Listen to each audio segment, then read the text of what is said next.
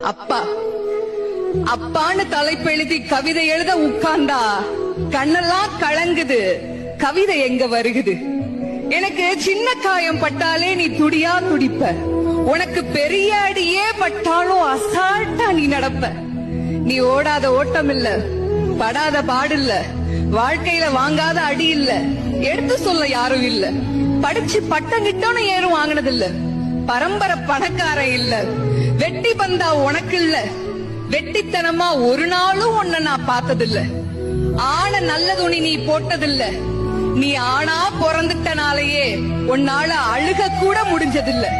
பம்பரமா நீ சுத்த, பக்குவமா நான் இருந்தேன். பந்தாவா நான் சுத்த, அடிச்ச பந்தாட்டம் நீ பறந்த. பத்திரமா என பாத்துக்க, படாத பாடு நீ பட்ட.